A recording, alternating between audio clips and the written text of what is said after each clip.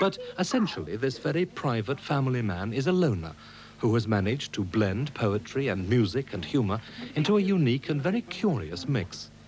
He may never have wanted to become the seventh Python, but he's certainly the first and only Innes. Neil, with that beginning at art school here in Norwich, had you in fact meant to be a painter? I did, funnily enough. I've drawn ever since I could hold a pencil. And I just sort of naturally went into art school. I flirted a bit with the piano from for about 7 years, from the age of 7. And, but really I got fed up with, you know, being presented with a harder piece of music to play than the one before. It seemed rather a short end. And I was always out painting and things, and this particularly East Anglian landscape. I like the skies and things, so I did quite a nice sky. And so I went to Norwich Art School and then on to London. But if your family were geared to you being an artist, how did they react to you becoming a singer? Well, I think once the family's geared to someone being an artist, they've given up on you, really.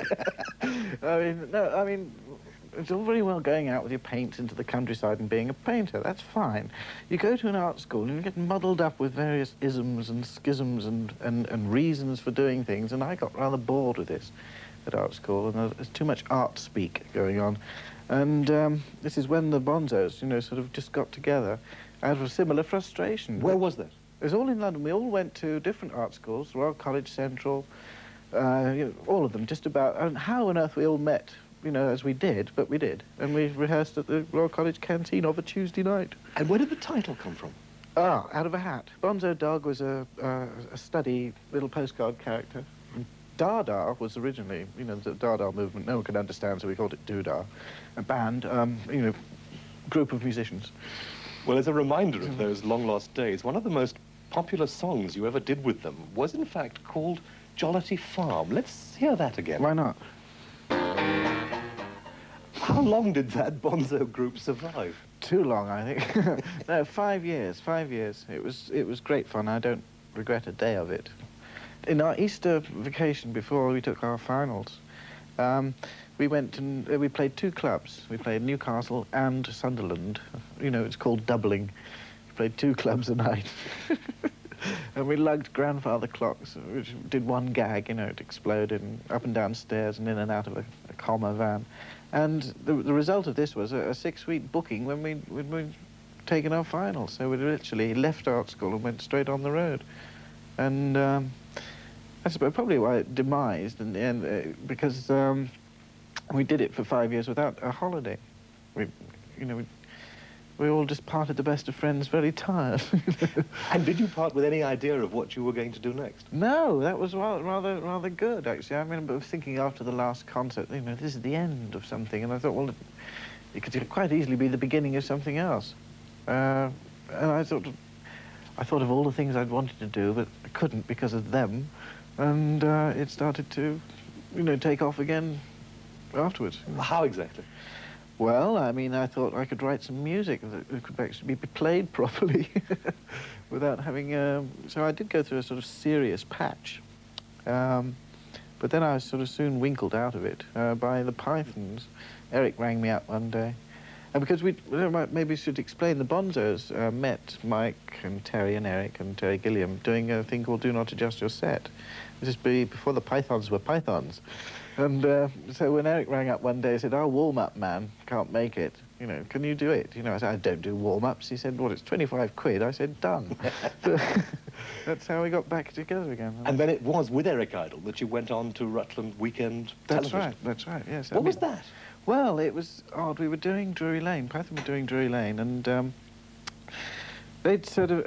Eric asked me to join and do a television thing, his idea for a small television station, and I rather dimly said, "Well, I don't know. I don't like television, Eric, really. I mean, you remember Do Not Adjust Your Set, the cameras, you know, never were where we wanted them to be." And he said, "Well, there's only you. You can tell them where they're going to be." And the penny dropped. And I thought, "Yes, of course I can." There's no one to argue with. Wonderful. And so he wrote the skits and I wrote the songs and on our own. And then we just sort of have a couple of days together and say, "Oh, well, that fits in there, that fits in there." And that was Rutland Weekend Television, the smallest television station in the world. And out of that station emerged a group called the Rutles. Yes, an unfortunate name, Rutles, but I mean, has a slightly long-winded story attached to this, but I basically wanted to do a song of a Beatle nature, which is parodying Hard Day's Night, because sort of Dick Lester, the director's sort of running, jumping, standing and still gags are very easy to do. And Eric was hosting NBC Saturday Night Live, and there was a sort of another attempt to get the Beatles back together again, and they did a spoof thing, well, we haven't got the Beatles, we've got the Rutles. And it caused a stir, and NBC said, well, here's the money, do the whole story. And it was always a very affectionate parody. Oh, yes. Oh, I mean, I couldn't think of any other way of doing it, really. I mean, if it's got any needle at all, it's against sort of music commentators and documentaries. And you, of course, were the John Lennon, if I can say that, of the Rutles. And Yeah. one of the songs from that series, one of the songs of the Rutles, was called Love Life.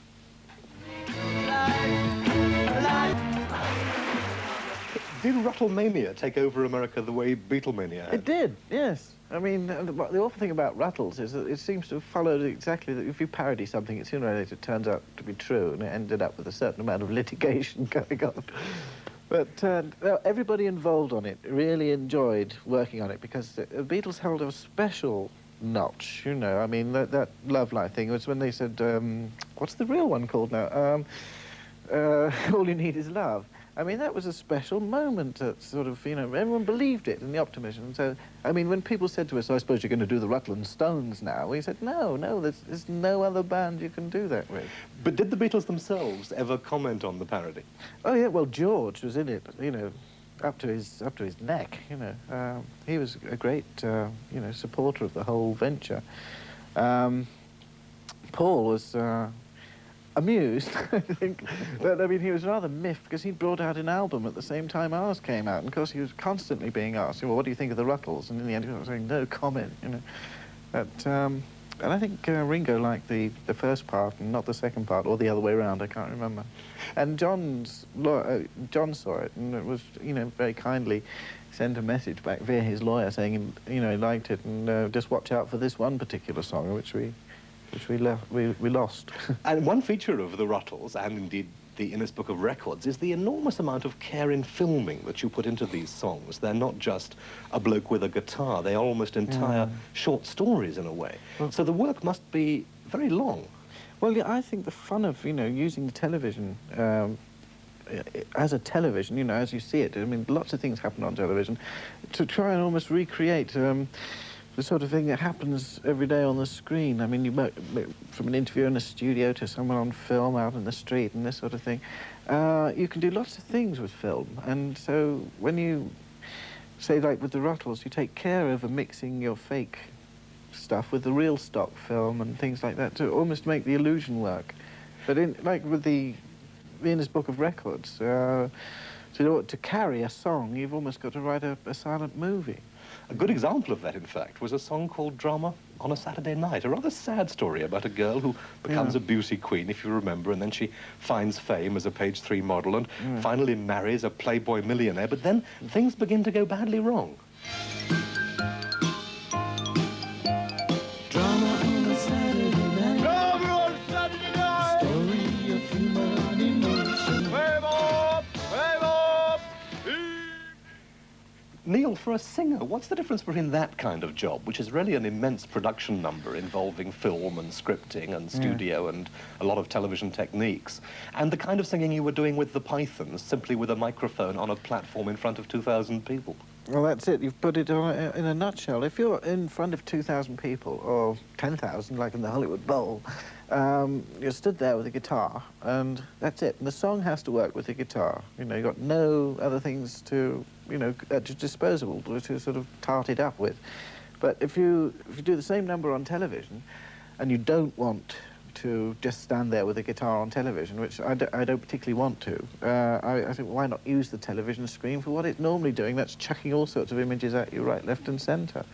And so that's the difference. You know, but oddly enough, you can't really tart up a song unless it works with just a guitar and thing. I mean, I did one song in one series where I did it as Chaplin.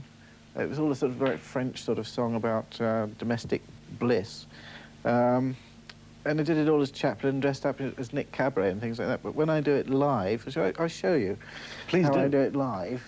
I mean, when I do it on stage and live. So what you do, you get into the mood here, the naughty, dappy French character, you know? And you make your way across the studio to this very nice set. Pick up a guitar on the way.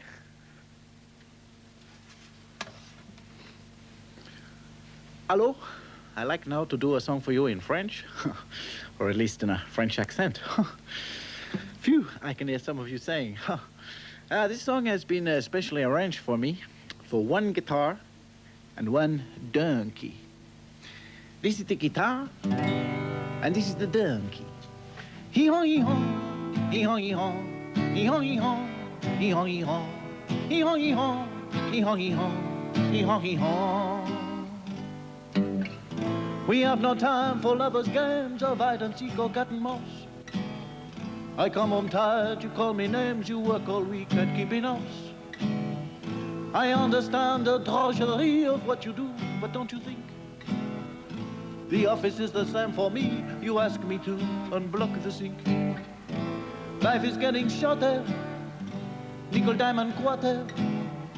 Talk is getting cheaper, love is getting deeper.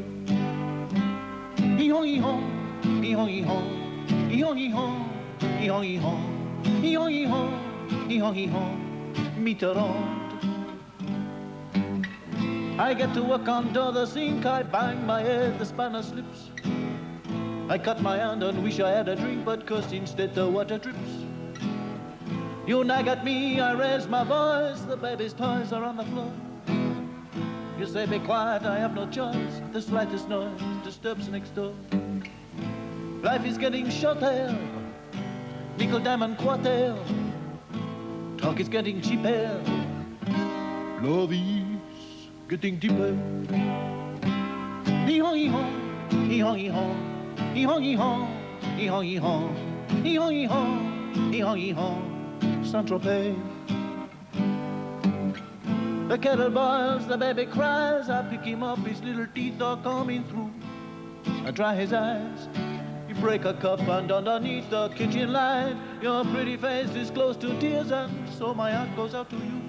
As re-embrace, love reappears to play its part. Life is getting shorter, nickel, diamond, quarter. Talk is getting cheaper, love is getting deeper. Everybody at home, why not make complete asses of yourselves, huh? Hee-haw, hee-haw, hee-haw, hee-haw, hee-haw, hee-haw, allez, allez, hee-haw, hee-haw, hee-haw, hee-haw, hee-haw, hee-haw, hee-haw, hee-haw. That kind of thing. It's all go, you know. Neil, I hesitate to ask what may seem to be a rude question after a song as enjoyable as that.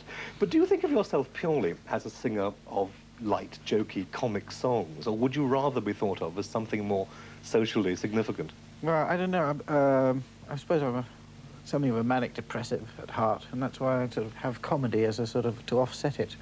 I don't know. I like to have, you know, before you knock something down, you have to set it up. And I think that's where, you know, the seriousness comes in, you know, as in terms of straightforward observation before you muck about with it. And you do seem to have both a writer's and an actor's fascination with the characters that you sing about. Well, yes. I mean, as a writer, I write for my own characters for myself, and I have to sort of like them a bit to do them, and probably write things that I can do. Yeah. Well, as proof of that, let's remind ourselves of perhaps your most famous song. It's called How Sweet to Be an Idiot, yes. And it comes, of course, from the Guinness Book of Records. And I can be an idiot. That's almost a short story inside a song. What gave you the idea for it? Oh, it's a strange one, that. I mean, I finished a concert with Grimm's, you know, the Brian Patton, Roger McGough, you know, clowns, poets, musicians, and we got back to the hotel, and I was wearing something reasonably silly. And in the lift, there were a lot of people in penguin suits and ball gowns. And one of them said to me, "Excuse me, do you mind going around looking like an idiot?" And I looked at him, I looked at his friends, and I thought, oh, what do you think you look like, you know? And I thought, well, how sweet to be an idiot, you know. But apart from the social comment in a song like that, how politically aware are you? I'm thinking of your involvement with the peace movement. Yeah. Well, I mean, like most rational people, rather worried by the thought of a big bang. I mean... Did that start when you came to live in this part of the world? A little bit, yes. It passed me by in the 60s. I thought, great, you know, I could see all the chaps out there marching, Canon Collins and things like that. And they effectively, you know, put a sort of halt to it. Now it's getting out of hand again, you know. And it's, I think, anything you can do. I mean, I'm almost a double act with John Williams now. We go out and do CND concerts and any money we can raise that way. I mean, party-wise, I don't think it's, you know, it's anything to do with party politics. I think, you know, how can anyone imagine the light of 1,000 suns? I can't. My brain won't go that far. And it's just too big a question to sort of fudge. And alongside that much more serious line in your work, you still managed to keep going with the Pythons, certainly on charity occasions. Yes. What kind of role do you play in that otherwise rather closed team? I make the tea and clear up afterwards. No, I suppose I'm a sort of shoulder to cry on. I don't know. I mean, I'm very good friends with all of them, and I know what it's like being in a group, and they do need sort of... groups are like marriages, you know, they need sort of, what are they called? Counsellors. So I'm a sort of Python counsellor, in a way.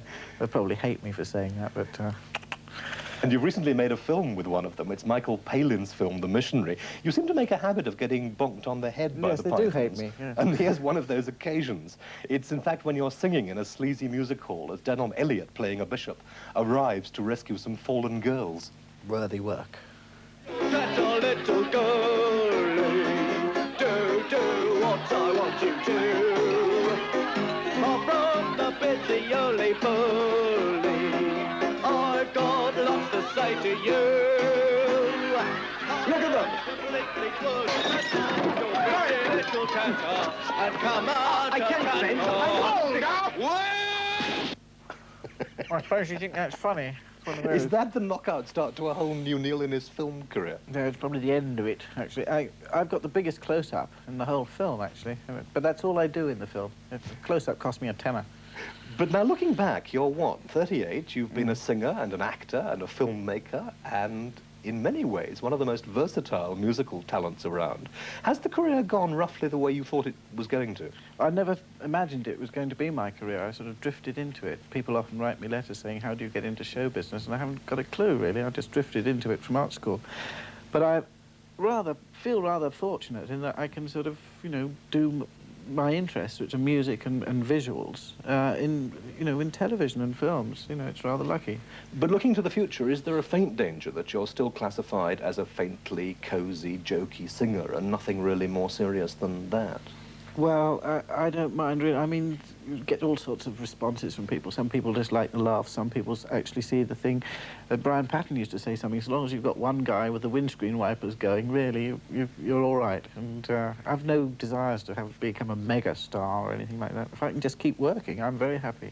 So what specifically happens to you now? I think try a special for BBC television later in this summer. I want to do something like the Guinness Book of Records, but with a bit of a story to it, you know, and sort of make it grow a bit. I mean, these days you've got a lot of videos with songs, and so it's not quite the fresh thing it was when it first started, you know, putting pictures to music. So try and expand it a bit. Well, good luck for that. And Neil Innes, thank you for talking to us. Thank you, Sheridan. Thank you very much.